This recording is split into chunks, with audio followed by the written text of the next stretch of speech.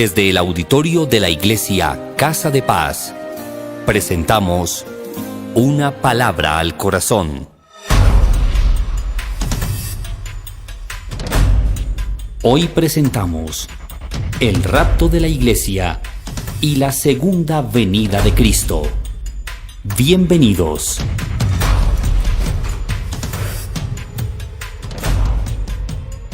Tome ese lugar, es tan amable. Bienvenido a este lugar. Dios le bendiga en esta mañana. Primera a los Tesalonicenses, capítulo 4, versículo 17. Primera a los Tesalonicenses, capítulo 4, versículo 17. Cuando lo tenga me puede decir amén. Vamos a continuar donde quedamos en 8 días. Vamos a leer el texto bíblico. Dice la Escritura: luego nosotros, los que vivimos, los que hayamos quedado, seremos arrebatados juntamente con ellos en las nubes para recibir al Señor en el aire, y así estaremos para siempre con el Señor. Amén y amén. ¿Por qué no cierra sus ojos por un momento, por favor? Y le da gracias a Dios por su palabra. Señor, gracias por tu presencia y por tu palabra en esta mañana. Te adoramos, te bendecimos, te exaltamos, Señor, y te pedimos que nos hables por ella. Desafía nuestra vida, desafía nuestro corazón, pero sobre todo edifícanos en la fe y en el conocimiento de tu verdad, sabiendo, Señor, que solo tu palabra tiene la verdad. Gracias, Espíritu Santo, porque tú hablas a nuestra necesidad, porque nos instruyes el camino, porque nos edificas y porque nos enseñas tu voluntad en Cristo Jesús. Amén y amén. Qué bueno verle hoy en la casa del Señor. Mira a la persona que tiene a su lado, dígale: le felicito. Dígale: le felicito por no ser cristiano de azúcar y papel. Empezamos hace 8 días, venimos desarrollando un tema que es el retorno de Cristo. Ya hemos estado hablando un poco sobre este tema. Hablamos sobre la primera resurrección o la resurrección de los muertos. Luego empezamos a hablar del arrebatamiento. Hablamos de qué era el arrebatamiento. Hablamos de que sería fuera de este mundo y dimos algunas características. Ahora dijimos quiénes parten con el Señor. Dijimos que número 1, los que parten era la iglesia.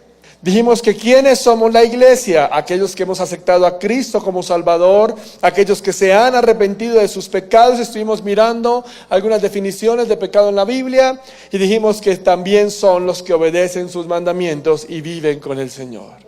Dijimos también, y leí una frase con la que quiero continuar el tema, dijimos que el traslado levantará no a todos los que hacen profesión de fe en Cristo, sino solo a aquellos que han nacido de nuevo y han recibido la vida de Cristo.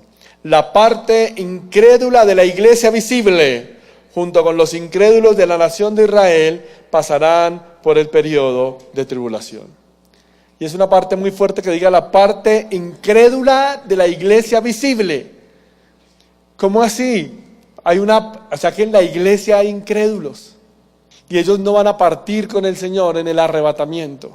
Por eso dijimos que venir a una iglesia no le evidencia a usted y a mí de irnos con el Señor. ¿Está conmigo hasta ahí? Espero que usted no sea de la parte incrédula de la iglesia, sino que usted sea de los que han creído en Cristo como el Señor de su vida y han caminado como Jesús mandó. ¿Cuántos dicen amén? Que usted no sea de esa parte incrédula. ¿Cuáles son las características de la parte crédula de la iglesia? Que es lo que vamos a mirar hoy y a desarrollar un poquito del tema. Al igual vamos a hablar un poquito sobre la diferencia entre el rapto de la iglesia y la segunda venida de Cristo, porque son 2 acontecimientos diferentes. Hace 8 días dijimos que el arrebatamiento es el inicio de la semana número 70 de Daniel. ¿Cuántos lo recuerdan? Dijimos que hay una profecía de las 70 semanas, el arrebatamiento de la iglesia, que es cuando Cristo nos recibe en las nubes, es diferente a la segunda venida de Cristo. Y más adelante miraremos las diferencias. ¿Cuáles son las características de la iglesia? Salmo 24:3 dice: Señor, ¿quién entrará en tu santuario para adorar? ¿Lo ha leído? De eso hay una canción en la iglesia donde cantábamos ese salmo. Quiero que haya el salmo número 24, por favor. Salmo número 24, si es tan amable. Salmo 24:3, ¿lo tiene? Listo. Miren lo interesante. ¿Quién subirá al monte de Jehová y quién estará en el lugar santo? Hay dos verbos, subir y estar, que es como la parte que define el versículo. Habla de subir, habla de estar. ¿Qué implica estos dos verbos? Habla de que el hombre tiene que hacer una acción, lo cual me lleva a que el hombre tiene que tomar algo que le genera esfuerzo. Estar y subir. ¿A dónde? A la presencia del Señor. ¿De qué me está hablando esto? Habla de la importancia de permanecer. ¿De qué? Permanecer. Permanecer. Dígale que tiene a su lado, uno no se pensiona en la vida cristiana. O sea, tengo 1170 semanas yendo a la iglesia, ya casi. Esto es hasta que el Señor lo llame. O hasta que el Señor llame su iglesia. ¿Me estoy dando a entender? Pero entonces la implicación de subir y estar, que habla de permanecer, de vivir, de que es un esfuerzo, de que no es fácil ser creyente, de que cuesta estar en la presencia. Y cuando hablo de estar en la presencia del Señor, no solamente estoy hablando, y por eso me parecía tan bonito lo que nos compartía la hermana Ana, porque a uno le cuesta buscar al Señor, a uno le cuesta orar, a uno le cuesta leer la Biblia, a uno le cuesta vivir en santidad. Por eso demanda un esfuerzo. ¿Quién va a subir? ¿Quién estará? Habla de dos verbos, que implican un esfuerzo. No es nada tan simple, eso demanda dedicación, consagración, constancia. Esa es la característica de la iglesia sana, de la iglesia fiel. Mire lo que dice el versículo 4, el limpio de manos y puro de corazón. Hay una frase que quiero resaltar, la santidad de vida empieza en el corazón. Nuestras manos tienen que estar limpias ante los ojos de los hombres y nuestros corazones tienen que estar limpios ante los ojos de Dios. Nuestras manos tienen que estar limpias ante los ojos de los hombres y nuestros corazones tienen que estar limpios ante los ojos de Dios. ¿Cuál es la iglesia? Que es una iglesia sana, es la iglesia que ha entendido el principio de la santidad. Es una iglesia que entiende que sus manos, su testimonio, como la gente lo ve como un verdadero o como una verdadera hija de Dios. Pero lo más importante es que Dios lo ve como un hijo de Dios. Por eso es tan importante qué piensa Dios de mí, qué cree Dios de mí. Es fundamental que usted tenga ese concepto bien claro, hermano. Porque el Salmo dice, y por eso me gusta ese Salmo, limpio de manos y puro de corazón, dice que no ha levantado su alma a cosas vanas. Y uno dice, ¿qué son cosas vanas? Es interesante que el término vano ahí es una palabra que se asocia con idolatría, pero está hablando del corazón. Entonces, ¿qué es la idolatría? A veces tenemos la mala concepción que la idolatría son solo imágenes. Entonces uno dice, yo no tengo imágenes, no tengo idolatría. Pero realmente la idolatría es todo lo que ocupa el primer lugar en su corazón. Todo lo que está ocupando el primer lugar en su corazón. Todo lo que está desplazando a Dios de ser el centro de su vida. Todo lo que le quita más tiempo que debe estar usted en la presencia de Dios y haciéndolo en otras cosas. Eso habla, hermano. Entonces usted de pronto puede que no tenga una imagen, pero idolatra otra cosa. Y voy a decirle algo que puede sonar muy fuerte, pero usted y yo estamos encontrándonos con algo que es una realidad, que es la muerte. ¿Si es así o no? Creo que mi esposa ayer les contó el caso de algo que enfrentamos esta semana, una mujer donde estuvimos que nos invitaron.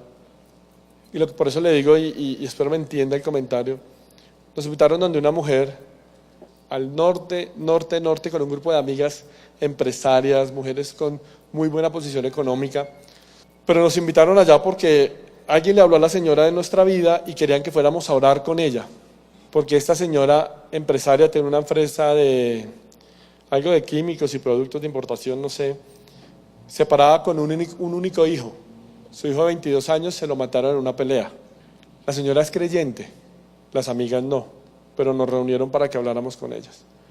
Yo le decía a mi esposa, estábamos nosotros sentados en una casa hermosa, o sea, algo muy lindo, pero la señora sentada con lágrimas nos decía, pastor, yo sé que mi hijo ya está con el Señor, pero ahora dígame usted, ¿cómo hago yo para seguir viviendo?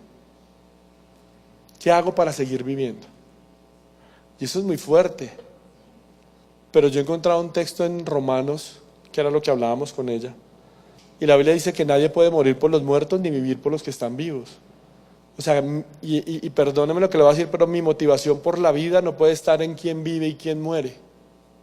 Mi motivación por la vida está en lo que Dios ha diseñado para mí.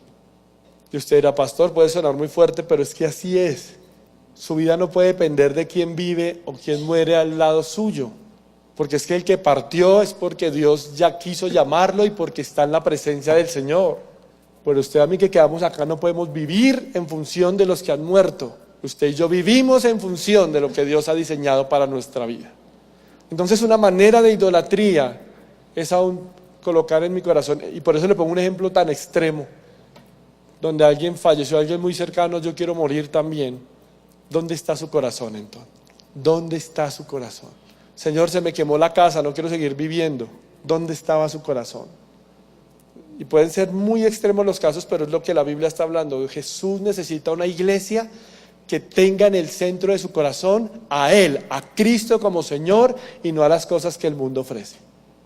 Pero eso es importante, por eso empecé con la frase que decía, pilas con la iglesia, y vuelvo y la cito, la parte incrédula de la iglesia visible, que es la que se va a quedar. Y estamos hablando de cuál es la iglesia visible que no puede ser incrédula. La que se esfuerza por estar en la presencia del Señor, la que tiene una vida de santidad y de integridad, pero sobre todo la que ha guardado su corazón únicamente para que Cristo sea el Señor de su vida. Nada más de lo que el mundo ofrezca puede llenar el hecho de que Cristo llene mi corazón. ¿Está conmigo? Me llama interesante y el versículo 24 del Salmo. Es interesante de qué está hablando el texto. Hay una recompensa para cuando usted aprende a vivir así. ¿Y cuál es la recompensa para la iglesia, hermano? Que el Señor es el que pelea por nosotros. Por eso es que quiero ir cerrando esta primera parte con un versículo que ojalá usted se lo aprenda en su corazón. El que perseverare hasta el fin, este será salvo.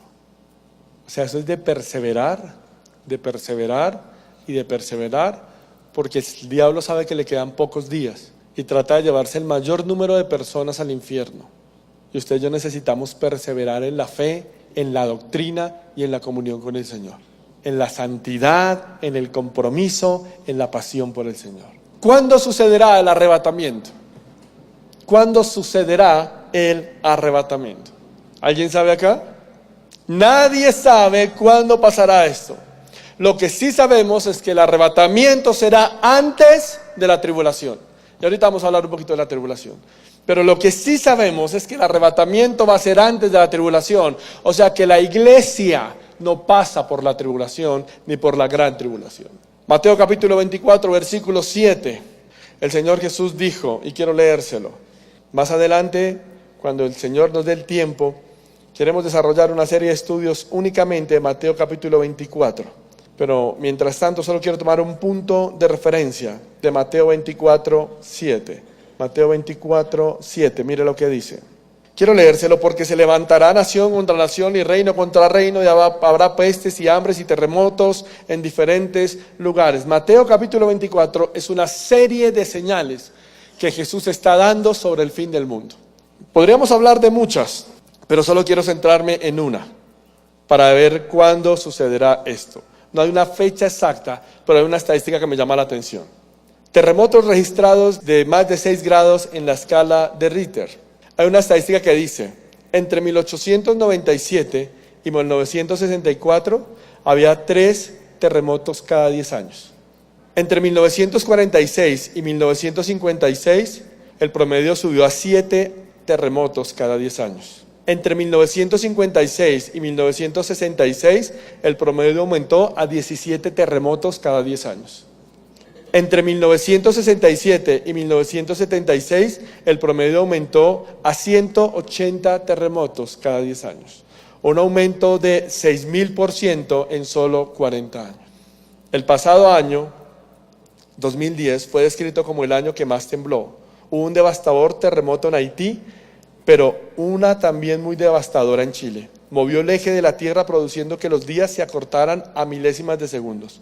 2011, el terremoto en Japón también hace que se mueva el eje de la tierra y que los días se acorten 8 minutos más. ¿Qué dijo la Biblia en Mateo, donde sigue hablando de las señales? Y más adelante, y cuando hablemos de eso, cuando uno dice que los días se acortarán, Y uno está diciendo, pero ¿cómo sucederá todo eso?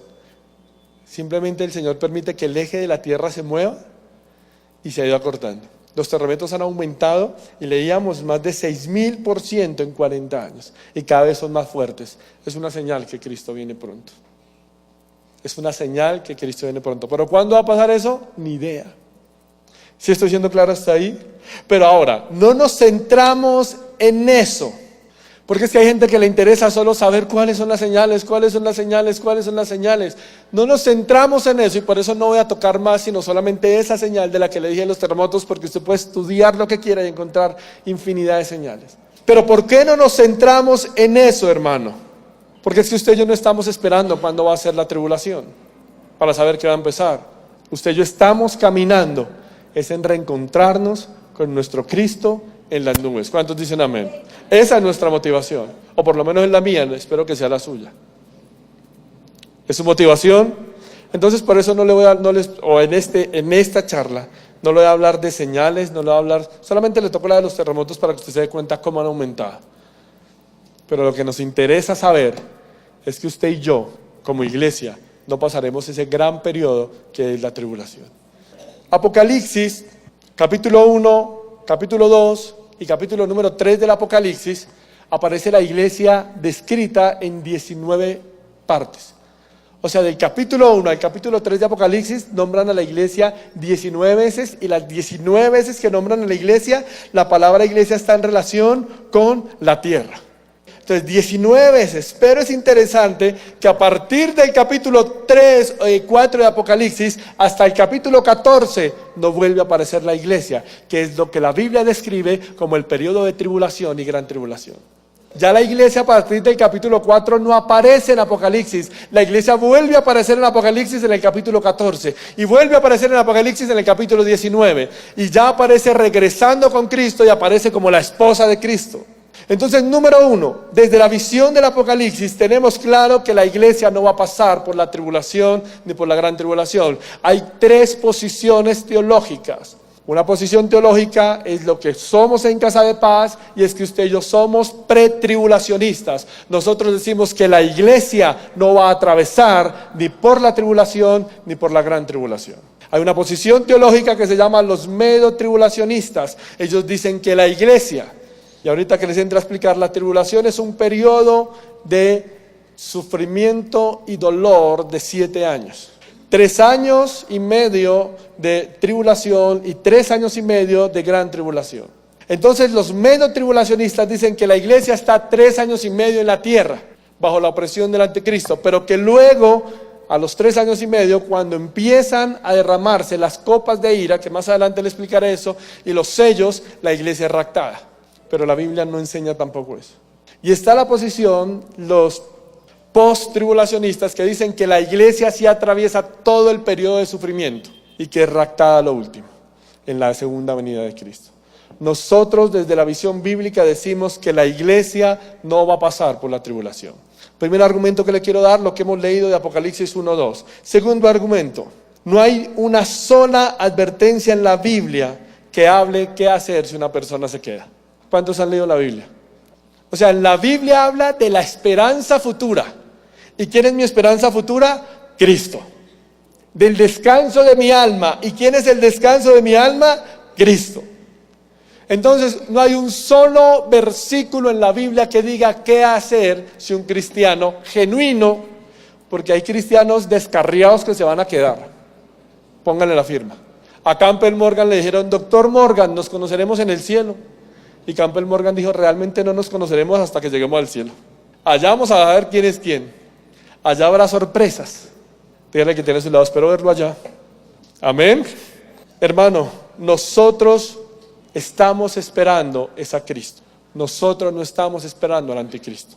Por eso es que la iglesia no pasa por la tribulación, porque la tribulación es el periodo de manifestación del hombre de pecado que es Satanás. Y la Biblia dice que nosotros a quién esperamos, a Cristo, no al anticristo. Tercero, Apocalipsis 3-10, ¿quién me acompaña hasta allí? Apocalipsis 3-10, quiero leérselo rápidamente. Yo te protegeré del tiempo o la hora de ¿qué? Interesante que el versículo dice, Cristo, capítulo 3, que es la última parte donde se nombra la iglesia. ¿Y qué está diciendo? ¿Qué está diciendo Jesús? ¿Que nos va a proteger de qué? Del tiempo, la hora. Es interesante que hay una hora, tiempo específico para el mundo. Ahí no está hablando de nada más, sino de una relación con el periodo de prueba que viene.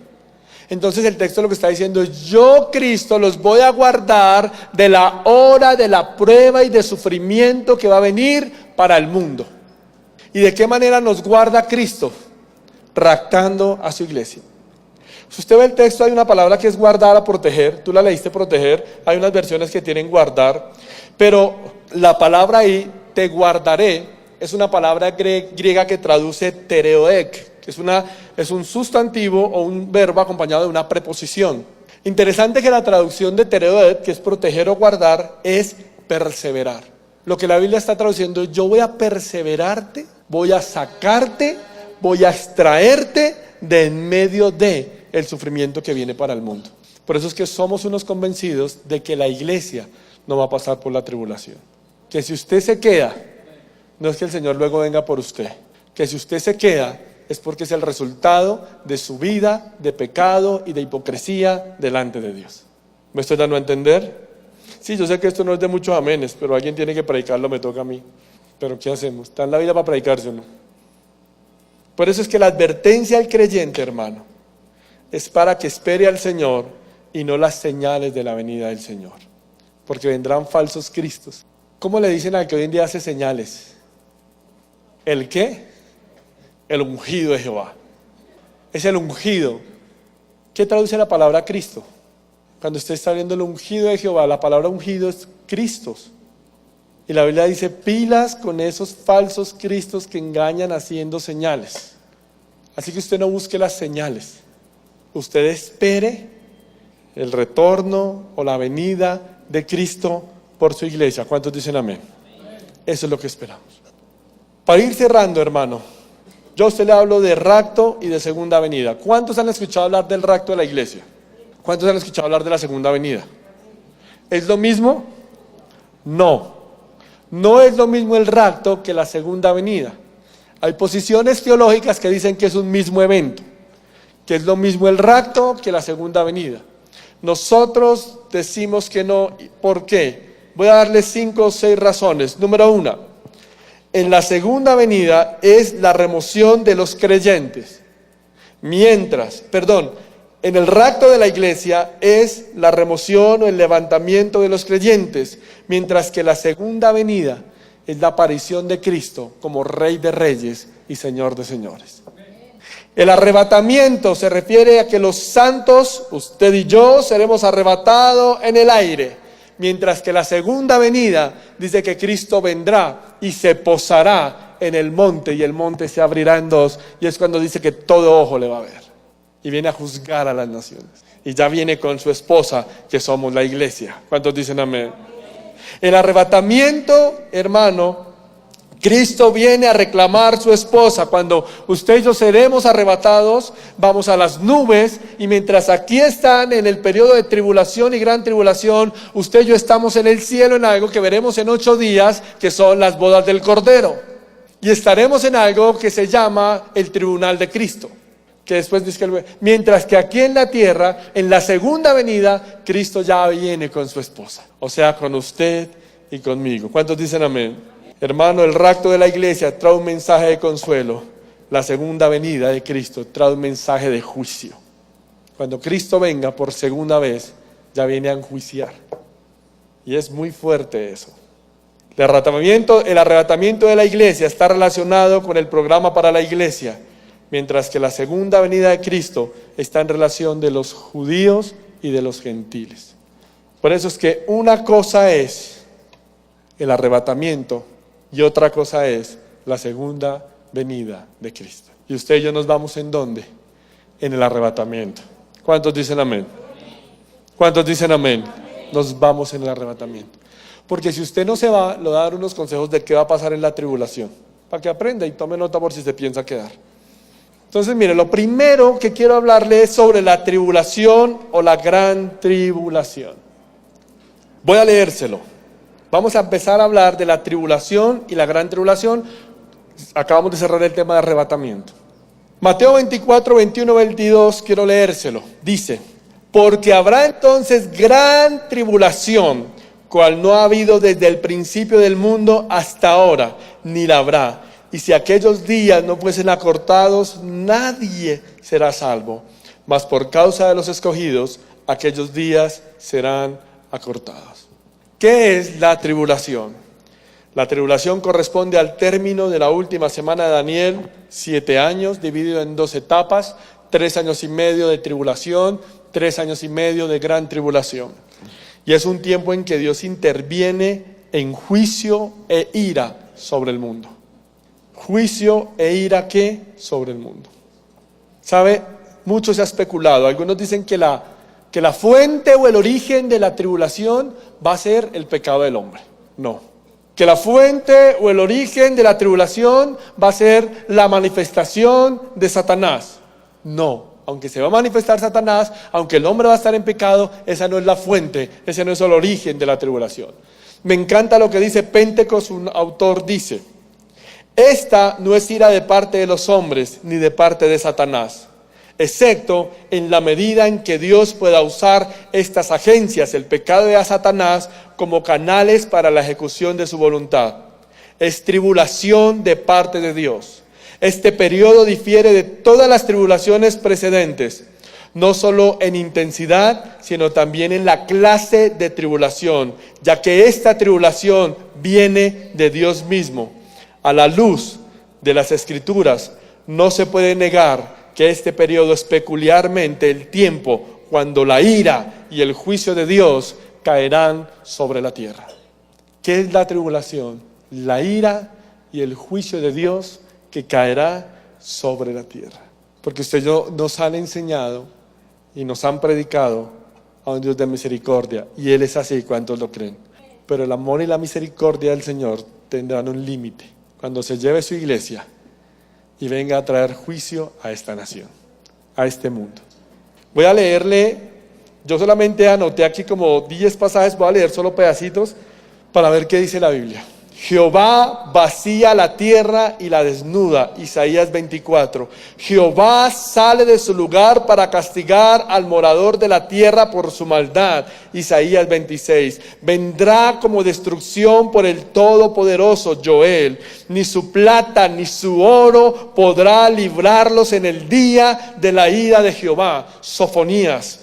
Capítulo 1. Y decían a los montes y a las piedras, caed sobre nosotros, escondednos del rostro de aquel que está sentado sobre el trono y de la ira del Cordero, porque el gran día de su ira ha llegado, y quién podrá sostenerse en pie. Apocalipsis capítulo 6. Y se airaron las naciones, y tu ira, oh Jehová, ha venido. Apocalipsis 11. Temed a Dios y dadle gloria, porque la ira de su juicio ha llegado, y adórele todo aquel. Apocalipsis 14. ¿Quién no te temerá, oh Señor, y va a glorificar tu nombre? Porque tus juicios se harán manifiestos. Y uno de los 4 seres vivientes, de las 7 ángeles, de las 7 copas de oro, llenas de la ira de Dios, que viene a derramarse por los siglos. Id y derramar sobre la tierra las 7 copas de la ira de Dios. Ciertamente, Señor Dios Todopoderoso, tus juicios son verdaderos y justos, para darles el cáliz del vino, ardor de su ira. Salvación, honra y gloria, poder son del Señor Dios nuestro, porque sus juicios son verdaderos, sus juicios son justos, pues ha llegado a juzgar al mundo. Esos versículos no nos los predican. Dígale que tiene a su lado, pero están en la Biblia. Y son versículos donde el juicio de Dios viene sobre el pecado del hombre. Yo estudiando y leyendo esto, voy a sonar como Amparo Grisales, pero me erizaba. Si no es muy bíblico el comentario. Yo le decía a mi esposa, yo leía así y decía, Dios mío, guárdanos de ese lugar. Guárdanos, Señor, de tu ira. Porque es su responsabilidad y mi responsabilidad predicar a Cristo para que nuestros amigos y familiares no atraviesen ese tormento. Porque usted me puede decir hoy en día, pastor, yo me voy con el Señor y damos gloria a Dios por eso. Pero ¿y los que se quedan qué? Los que van a ser atormentados, los que van a padecer la ira y el juicio de Dios, ¿qué? ¿Y cómo oirán, dijo el apóstol Pablo, si nadie les predica? Por eso no predique, hermano de oro, porque dice, ni su oro ni su plata los va a salvar de la ira de Jehová. Predique que Cristo vino al mundo a salvar a los pecadores, de los cuales usted y yo somos los primeros, dijo el apóstol. Ese es el mensaje que la gente necesita escuchar, que hay esperanza para su alma y que hay esperanza para su corazón. ¿Qué sucederá en la tribulación y en la gran tribulación? El programa es: Cristo resucitó, viene el tiempo de gracia, la iglesia es arrebatada. ¿Cuántos dicen amén? La iglesia es arrebatada y arranca las 70 semanas de Daniel, la semana 70. Entonces arranca el periodo de tribulación y luego el periodo de gran tribulación.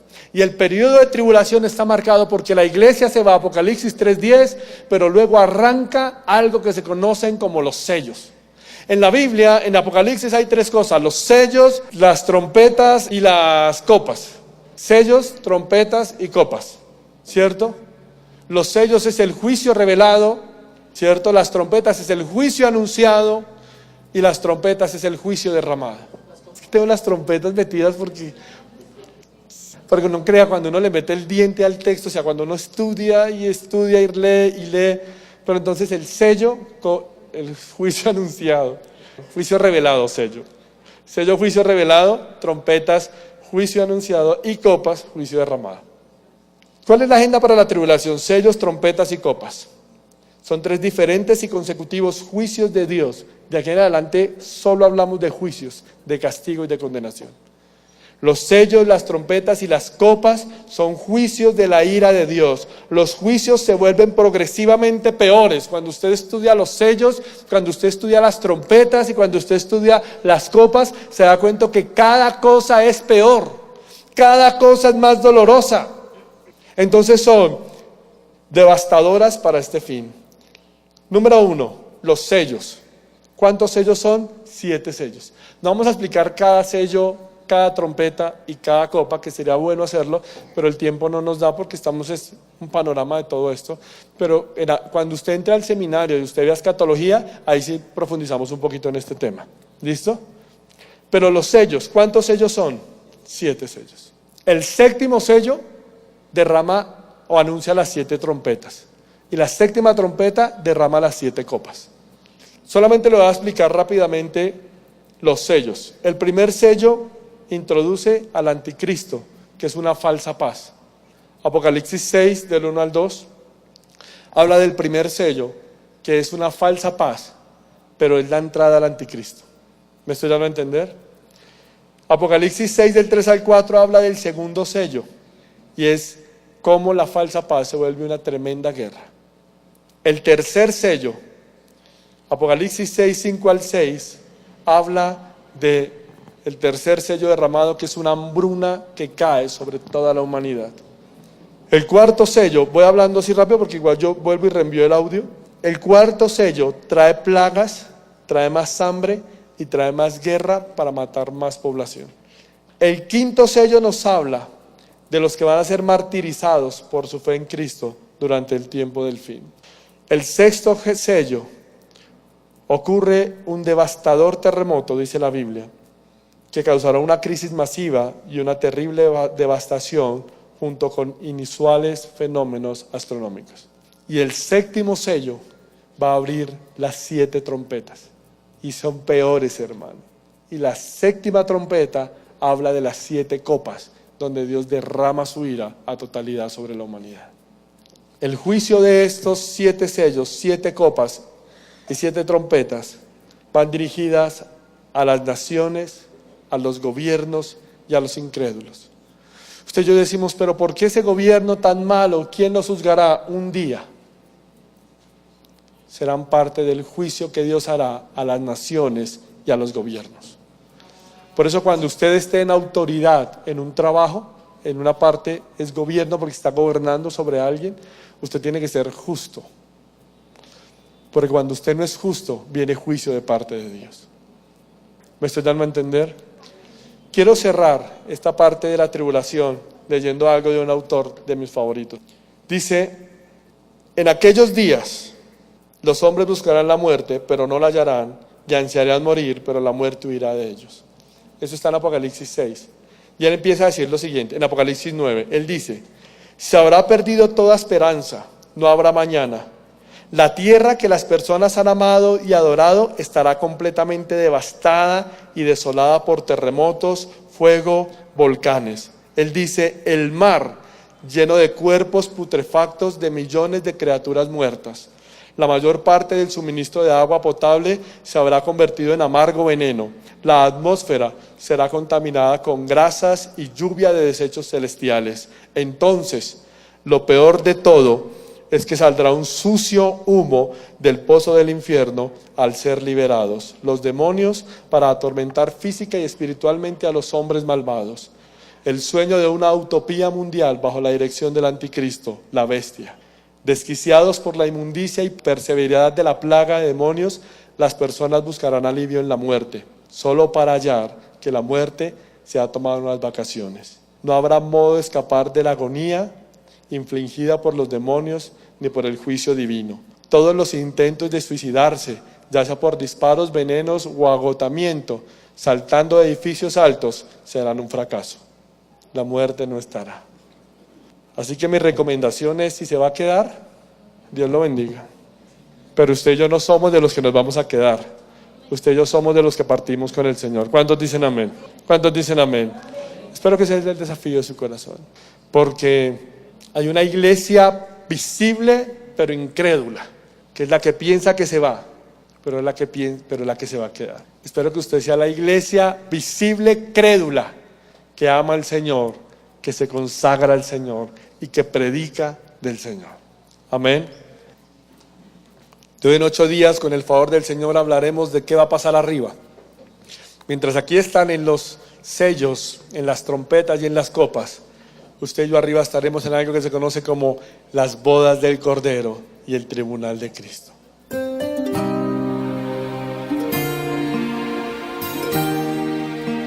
Si desea más información, escríbanos al correo iglesiacasadepaz@gmail.com.